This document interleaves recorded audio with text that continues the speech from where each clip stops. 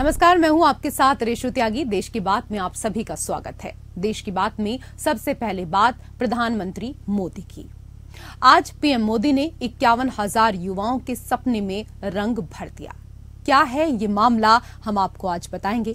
देश की बात में हम आपको दिखाएंगे शरद पवार पर छगन भुजबल के उस बड़े खुलासे को जिससे महाराष्ट्र की सियासत में फिर उबाल आ गया है।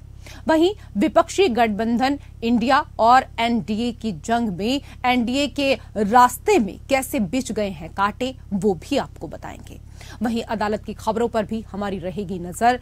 बंदी की जल्द रिहाई पर सुप्रीम कोर्ट ने क्या अहम व्यवस्था दी है, ये आपको बताएंगे। तो शुरू करते हैं देश की बात का सफर।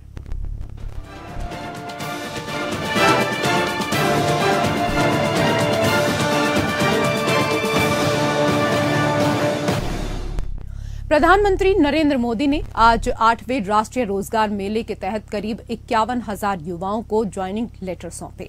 देश भर में 45 जगह पर रोजगार मेले का आयोजन हुआ। इस मौके पर पीएम मोदी ने वीडियो कॉन्फ्रेंसिंग के जरिए युवाओं को संबोधित किया। उन्होंने नियुक्ति पत्र मिलने पर सभी को बधाई दी और कहा कि भारत बहुत जल्द टॉप 3 अर्थव्यवस्था में शामिल होगा।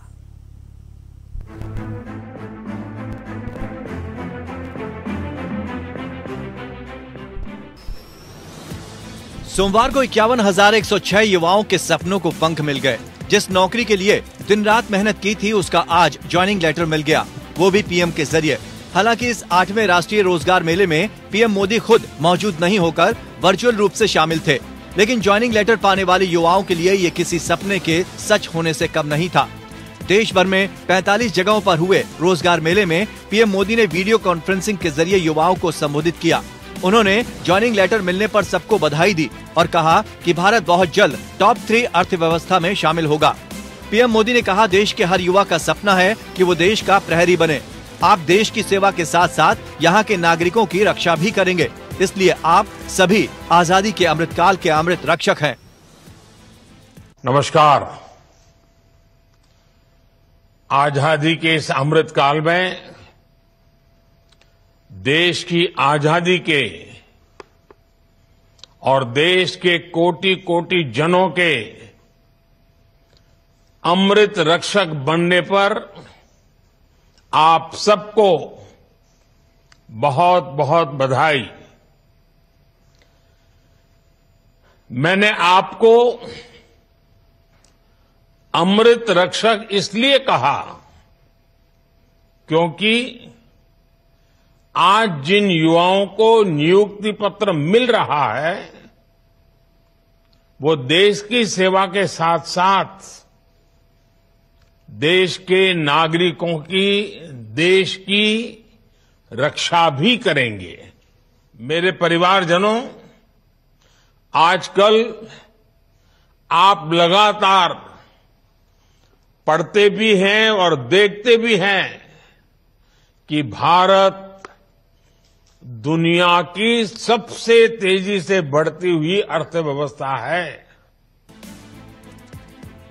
पीएम मोदी ने कहा कि आज भारत दुनिया का दूसरा सबसे बड़ा मोबाइल फोन निर्माता देश है। मोबाइल के बाद भारत अब दूसरे इलेक्ट्रॉनिक गैजेट्स पर फोकस करेगा। देश में फार्मा और ऑटोमोबाइल सेक्टर तेजी से बढ़ रहा है। 2030 तक टूरिज्म सेक्टर से भारत की अर्थव्यवस्था को 20 लाख करोड़ से अधिक मिलने की संभावना है।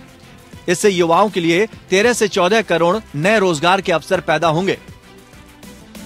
22 अक्टूबर 2022 को प्रधानमंत्री ने रोजगार मेले का पहला फेज शुरू किया। तब पीएम मोदी ने कहा था, इनकी सरकार का लक्ष्य देश के युवाओं को 2023 के अंत तक 10 लाख सरकारी नौकरियां देना है। पीएम ने पिछले 10 महीनों में 8 रोजगार मेले में करीब 5 लाख युवाओं को ज्वाइनिंग लेटर दिए हैं और अब बाकी की 5 लाख नौकरियों का इंतजार है। Bureau report, APN. उधर एनसीपी के 2 गुटों में बंट जाने के बाद दोनों गुट के नेता एक दूसरे पर आरोप लगाते नजर आ रहे हैं। कभी शरद पवार के अजीत पवार से नजदीकी खबरें आती हैं तो कभी दोनों गुट एक दूसरे पर जमकर हमला बोलते हुए नजर आते हैं। रविवार को बीड़ की सभा में एनसीपी अजीत पवार गुट के नेता छगन भुजबल ने शरद पवार पर बड़ी टिप्पणी कर दी।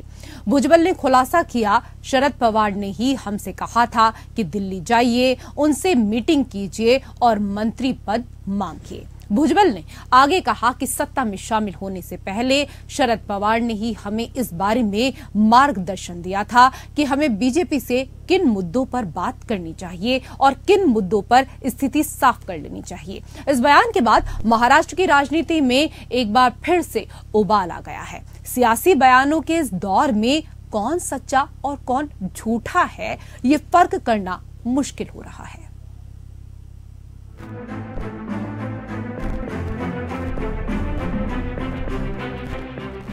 महाराष्ट्र की राजनीति में आया सियासी तूफान थमने का नाम नहीं ले रहा है। हर बयान पर बवाल मचा है और इन बयानों के बीच कौन सच्चा कौन झूठा है, ये फर्क करना बेहद मुश्किल। बगावत के बावजूद सीनियर पवार और जूनियर पवार के बीच भेंट मुलाकात का दौर जारी है। हर बार ये मुलाकात एक नए कंफ्यूजन को पैदा कर रही है। शुक्रवार को शरद पवार ने कहा था कि महाराष्ट्र के deputy CM Ajit Pawar party के नेता हैं और एनसीपी में कोई विभाजन नहीं है, लेकिन इसके कुछ घंटे बाद ही शरद पवार ने यू टर्न लेते हुए कहा था कि उन्होंने ऐसा कोई बयान नहीं दिया है। भले ही पवार ने बयान से इनकार कर दिया, लेकिन तीर कमान से निकल चुका था। इस बयान के बाद राजनीतिक गलियारों में हलचल मच गई। सीनियर पवार किस तरफ है, इस चर्चा ने फिर से जोर पकड़ लिया। हालांकि इसके बाद शिवसेना यूबीटी नेता संजय राउत ने भी कहा कि शरद पवार कभी भी बीजेपी के साथ गठबंधन नहीं करेंगे। अजीत पवार से मुलाकातों पर संजय राउत ने शरद पवार की सियासत रणनीति को परिभाषित करते हुए दावा किया कि राष्ट्रवादी कांग्रेस पार्टी के अध्यक्ष शरद पवार अपनी पार्टी छोड़ने वालों से लड़ने के लिए गुरिल्ला युद्ध रणनीति का इस्तेमाल कर रहे हैं। राउत ने कहा कि शरद पवार को लेकर किसी के मन में कोई भ्रम नहीं है। सिर्फ हमारे साथ आए उनका विकास, उनके चुनाव क्षेत्र का विकास, तो बाकी के जो विधायक हैं, बाकी के सांसद हैं, उनको आप फूटी कौड़ी नहीं दे रहे हो। ये कौन सा विकास? आपके साथ आए हैं वो विधायक 100 कोटी 150 करोड़ का निधि आपसे लेते हैं। जो आपके पास नहीं आते उनको बताया जाता है आपको कोई निधि नहीं मिलेगा, आपको कोई फंड नहीं मिलेगा विकास के लिए। ये कौन सा विकास की डेफिनेशन है?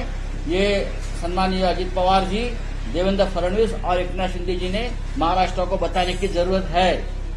शिवसेना यूबीटी नेता संजय राउत शरद पवार पर बने भ्रम जाल को तोड़ रहे हैं, तो उधर एक और नया भ्रम पैदा होता जा रहा है। अब बीड़ में हुई जनसभा में एनसीपी अजीत पवार गुट के दिग्गज नेता छगन भुजबल ने शरद पवार पर बड़ा हमला किया है। उन्होंने बड़ा खुलासा करते हुए कहा कि खुद शरद पवार ने उनसे कहा था कि दिल्ली जाइए और बीजेपी से मंत्री पद मांगिए। कुणाची तुम्ही माफी मागणार आहात आणि हा रस्ता दाखवला कुणी? साहेब, हा रस्ता तुम्ही दाखवला 2014 पासून 2019 ला सुद्धा तेच अजितदादाने सकाळी शपथविधी घेतला आणि तेव्हा तुम्ही सांगता की ती गुगली होती. गुगलीमध्ये काही स्वतःच्याच प्लेयरला आउट करायचं असतं काय? छगन भुजबल ने दावा किया कि शरद पवार ने ही अजीत पवार, प्रफुल्ल पटेल और जयंत पाटिल को दिल्ली जाने को कहा था। छगन भुजबल के इस खुलासे के बाद एक बार फिर से कंफ्यूजन बढ़ गया है। महाराष्ट्र की सियासत में फिलहाल पता करना बेहद मुश्किल है कि कौन दोस्त और कौन दुश्मन है, कौन सच बोल रहा है और कौन झूठ। फिर शरद पवार तो राजनीति के चाणक्य माने जाते हैं और उनके दिल और दिमाग में क्या चल रहा है उनके करीबियों के लिए भी समझ पाना मुश्किल है। अब पवार के इसी पावर गेम में महाराष्ट्र की पूरी सियासत उलझी हुई है, जिसे जितना सुलझाने की कोशिश की जाती है वो उतना ही ज्यादा उलझ जाता है। Bureau report, APN.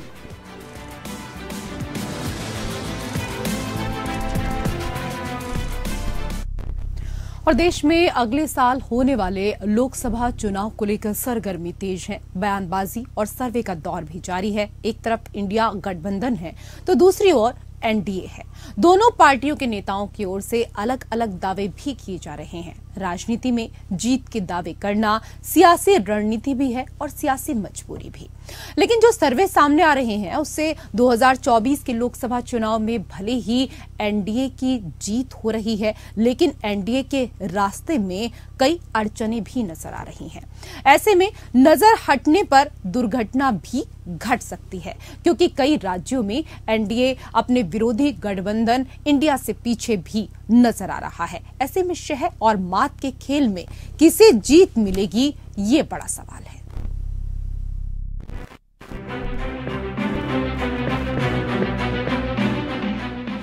भले ही 2024 के लोकसभा में एनडीए लगातार तीसरी बार जीत का दावा कर रही हो, सर्वे भी एनडीए के दावों का समर्थन कर रहे हों, लेकिन एनडीए के लिए 2024 किसी अग्नि परीक्षा से कम नहीं होने वाला, जहां थोड़ी सी भी चूक एनडीए को हार के दलदल में गिरा सकती है। जिस बिहार से विपक्षी एकता की मुहिम शुरू हुई, वहां से भी बीजेपी और एनडीए के लिए शुभ समाचार नहीं है। विपक्षी एकता का झंडा बुलंद करने वाले नीतीश कुमार के बिहार में विपक्षी गठबंधन को इसका बड़ा फायदा होता दिख रहा है। 2024 के लोकसभा चुनाव के लिए हुए एक सर्वे के आंकड़ों की माने तो बिहार में आरजेडी और जेडीयू को मिलाकर 22, कांग्रेस को 4, एलजेपी को 3 और बीजेपी को 11 सीटें मिल सकती हैं। यानी एनडीए के खाते में कुल 14 और इंडिया गठबंधन के खाते में 26 सीटें जा रही हैं। 15 जुलाई 2023 से 14 अगस्त 2023 के बीच हुए सर्वे में ये चौंकाने वाला नतीजा सामने आया है। आंकड़ों में 2024 में कांग्रेस को बड़ा फायदा होता दिख रहा है। दरअसल 2019 में कांग्रेस को महज 1 सीट आई थी, अब इस बार 3 सीटें बढ़ सकती हैं। सर्वे के रिजल्ट से कांग्रेस में जश्न का माहौल है। कांग्रेस का मानना है कि राहुल गांधी की भारत जोड़ो यात्रा के बाद देश का राजनीतिक माहौल बदल रहा है। कांग्रेस को उम्मीद है कि गठबंधन में उसे ज्यादा से ज्यादा सीटों पर लड़ने को मिलेगा और ये सिर्फ बिहार ही नहीं बल्कि पूरे देश में होगा। हालांकि देखना होगा कि सीएम नीतीश कुमार और डिप्टी सीएम तेजस्वी यादव कांग्रेस को लोकसभा चुनाव के लिए कितनी सीटें देते हैं। देखिए, सर्वे की बातें जो आप कर रहे हैं, 26 सीट दिखा रहे हैं, मुझे लगता है कि इंडिया गठबंधन को 26 नहीं 30-31 सीटें आएंगी, क्योंकि जिस तरह से केंद्र सरकार से लोग नाराज है, बेरोजगारी को लेके, महंगाई को लेके, जिस तरह से सौहार्द बिगाड़ रहे हैं देश में, जिस तरह से एक दूसरे में कटुता फैला रहे हैं, तो ये तय है कि बिहार में खास करके 31 से 32 सीटें इंडिया अलायंस को आएंगी और एनडीए को 9-10 सीट आते आते वो उनकी हालत खराब हो जाएगी। हालांकि सर्वे में बिहार से लोकसभा चुनाव में इंडिया गठबंधन के लिए अच्छी खबर है, तो वहीं 2025 में होने वाले विधानसभा चुनाव में इंडिया गठबंधन के लिए बुरी खबर भी है। दरअसल आम आदमी पार्टी ने 2025 में होने वाले बिहार विधानसभा चुनाव में लड़ने का ऐलान कर दिया है। इससे विपक्षी एकता की कवायद को बड़ा झटका भी लग सकता है। ये देखना दिलचस्प होगा कि आपके इस ऐलान को जेडीयू, आरजेडी और कांग्रेस कितनी गंभीरता से लेती है। केजरीवाल की राजनीति से हटकर इंडिया गठबंधन की रणनीति पर आए तो बिहार ही नहीं, सर्वे में कई राज्यों में एनडीए को झटका लगते दिख रहा है। बिहार में एनडीए को भारी नुकसान की आशंका है। वहीं महाराष्ट्र की 48 सीटों में इस बार एनडीए को 20 सीटें और इंडिया गठबंधन को 28 सीटें मिलने का अनुमान है। बिहार और महाराष्ट्र दोनों राज्यों को मिला दें तो एनडीए को यहां कुल 88 सीटों में 34 सीटें मिलने का अनुमान है, जबकि 2019 में एनडीए को बिहार में 39 सीटें और महाराष्ट्र में 41 सीटें मिली थीं। इस लिहाज से एनडीए को इन दो राज्यों में 46 सीटों का नुकसान हो सकता है। सर्वे के अनुसार पश्चिम बंगाल में एनडीए को 18 और इंडिया गठबंधन को 24 सीटों पर जीत मिलने का अनुमान लगाया गया है। पंजाब में एनडीए को केवल 1 सीट जबकि इंडिया गठबंधन को 12 सीटें मिलती नजर आ रही हैं। दक्षिणी राज्यों की सीटों में एनडीए को तमिलनाडु से इस बार भी कोई सीट मिलते नहीं दिख रही। सर्वे में तमिलनाडु की सभी 39 लोकसभा सीटें इंडिया गठबंधन को मिलने का अनुमान है। वहीं केरल में भी एनडीए का खाता नहीं खुलने का अनुमान है। केरल में 20 की 20 सीटें विपक्ष की इंडिया अलायंस को मिलने का अनुमान जताया जा रहा है। देखिए, सर्वे का सैंपल साइज जो होता है वो निर्भर करता है कि आपने किस एरिया में कितने लोगों से सर्वे लिए, लेकिन जो वस्तु स्थिति है वो कुछ और है। आज के डेट में पूरे बिहार में महागठबंधन के जंगल राज से पूरे 14 करोड़ लोग त्रस्त हैं। आए दिन हत्या, अपहरण, लूट, डकैती से पूरा का पूरा बिहार अराजकता के माहौल में चल रहा है। अभी तक की जो कवायद है वह कवायद जनता के तमाम हितों को देखते हुए लिया जा रहा है, क्योंकि जो बेरोजगारी की दर है, जो युवाओं में नैराश्य का भाव है, इस भाव को दूर करना हमारा प्रथम कर्तव्य है। दरअसल विपक्ष के 1-to-1 फार्मूले से बीजेपी और एनडीए की मुश्किलें बढ़ सकती हैं। नीतीश कुमार का पूरा जोर है कि हर सीट पर भाजपा और उसके सहयोगी दलों के प्रत्याशी के खिलाफ विपक्ष का एक ही उम्मीदवार हो। अगर पूरा विपक्ष इस पर राजी हो जाता है तो बीजेपी के लिए मुश्किलें खड़ी हो सकती हैं। हालांकि हालिया सर्वे में एनडीए को तीसरी बार भी बहुमत मिलने का अनुमान लगाया गया है। इसमें एनडीए को 43% वोट शेयर मिलने का अनुमान है, जबकि इंडिया अलायंस को उससे 2% कम 41% वोट शेयर मिला है। लेकिन चुनावी राजनीति में 2% का आंकड़ा कब पलट जाए कहा नहीं जा सकता और विपक्षी गठबंधन भी इसी कोशिश में है। अब देखना है कि इस शह और मात के खेल में बाजी किसके हाथ लगती है। Bureau report, APN. Supreme court ने समय पहले रिहाई से संबंधित कारक निर्धारित किए हैं। इस बाबत कोर्ट ने विस्तृत दिशा निर्देश जारी किए हैं। कोर्ट ने कहा कि सिर्फ पीठासीन न्यायाधीश या पुलिस की रिपोर्ट के आधार पर ही सजा में छूट से इनकार नहीं किया जा सकता। बंदी के चाल चलन, भविष्य में अपराध करने की क्षमता आदि पर भी विचार होना चाहिए।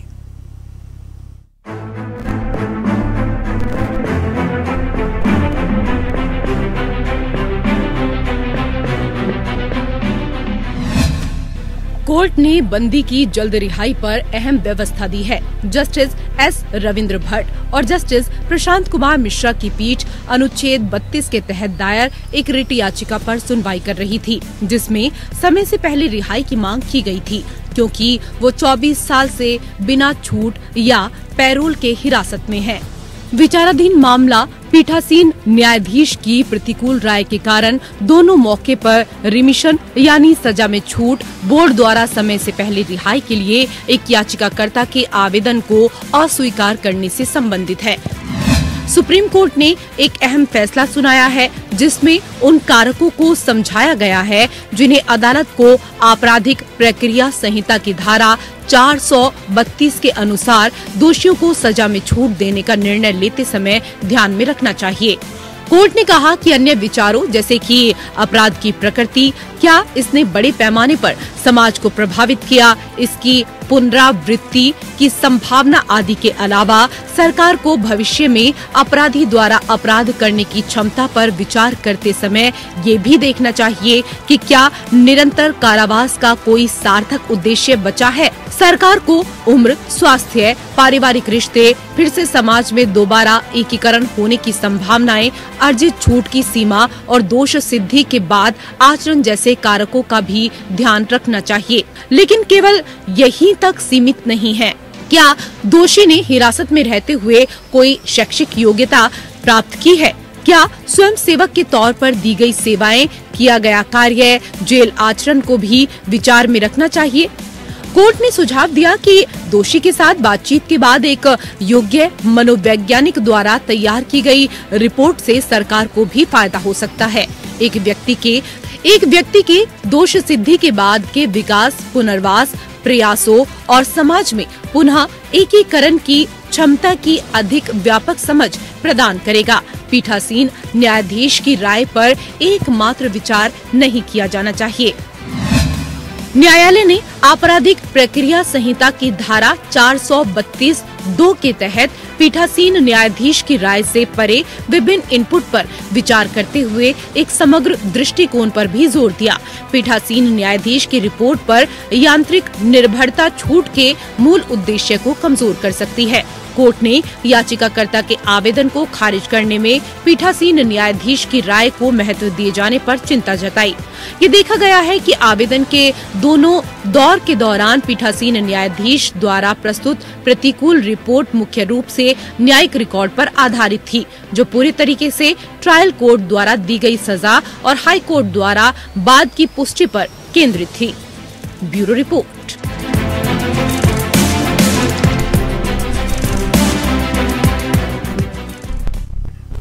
और उधर हिंद महासागर में चीन लगातार साजिश रच रहा है। भारत को घेरने के लिए चीन ने श्रीलंका को मोहरा बना लिया है। अब एक बार फिर चीन अपने रिसर्च शिप को श्रीलंका भेजने की जद्दोजहद में लगा हुआ है।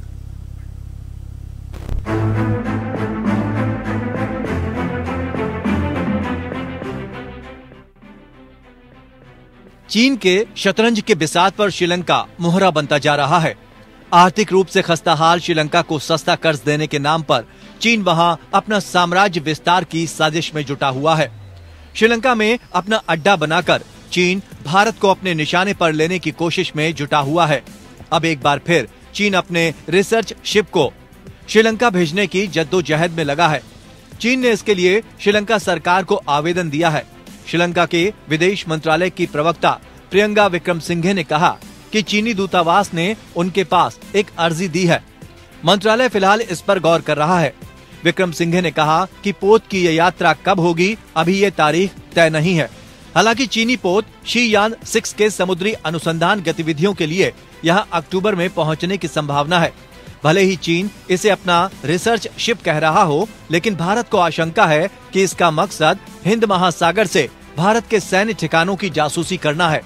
इससे पहले अगस्त 2022 में चीनी बैलिस्टिक मिसाइल और उपग्रह ट्रैकिंग पोत युवान वांग 5 हम्मनटोटा बंदरगाह पर पहुंचा था, जिस पर भारत ने गंभीर आपत्ति जताई थी। भारत को आशंका थी कि श्रीलंकाई बंदरगाह जाने के रास्ते में पोत की ट्रैकिंग प्रणाली भारत के डिफेंस सिस्टम के बारे में पता लगाने की कोशिश कर सकती है।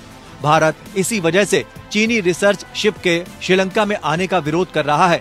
उसने श्रीलंका सरकार को अपनी चिंताओं से कई बार अवगत कराया है।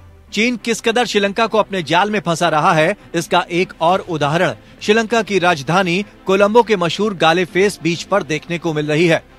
यहाँ से कुछ दूर पहले जहाँ समुद्र था, उसका 665 एकड़ एरिया रेत और मिट्टी डालकर चीन ने इसे पीछे खिसका दिया। यहाँ कोलंबो पोर्ट सिटी बन रहा है। 1 अरब 40 करोड़ अमेरिकी डॉलर में तैयार हो रहे इस शहर का पूरा खर्च चीन उठा रहा है। बदले में उसे यहाँ की 43% जमीन 99 साल के लिए लीज पर मिलेगी। श्रीलंका की सरकार भले ही इस प्रोजेक्ट को कोलंबो पोर्ट सिटी कह रही है, लेकिन इसका विरोध करने वाले इसे चाइना पोर्ट सिटी कहते हैं।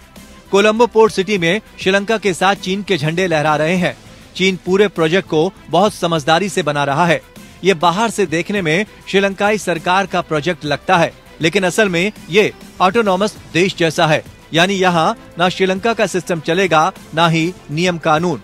पुलिस बिना इजाजत कोलंबो पोर्ट सिटी में नहीं जा सकेगी। हालांकि अभी इसका फाइनल ड्राफ्ट बन रहा है। ड्राफ्ट बनने पर चीजें क्लियर होंगी। दरअसल चीन लगातार श्रीलंका को कर्ज देकर अपने जाल में फंसा रहा है।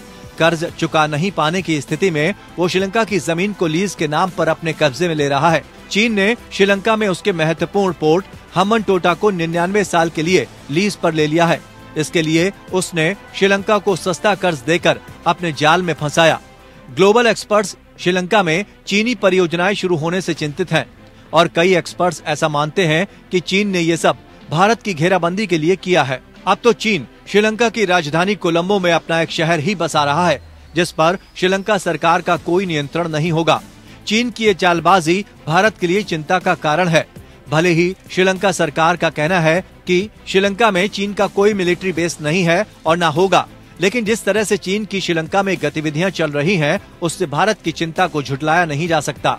इस बीच श्रीलंका के सबसे बड़े द्विपक्षीय लेनदार चीन ने अंतर्राष्ट्रीय मुद्रा कोष की ओर से 41 अरब डॉलर के लोन की पहली समीक्षा से पहले श्रीलंका को कर्ज की चुनौतियों से प्रभावी तरीके से निपटने में मदद का आश्वासन दिया है। यानी साफ है, चीन सस्ता कर्ज के नाम पर श्रीलंका की मजबूरी का फायदा उठा रहा है। लेकिन भारत और खुद श्रीलंका के लिहाज से भी चीन की ये साजिश आने वाले दिनों में घातक साबित हो सकती है। Bureau report, APN।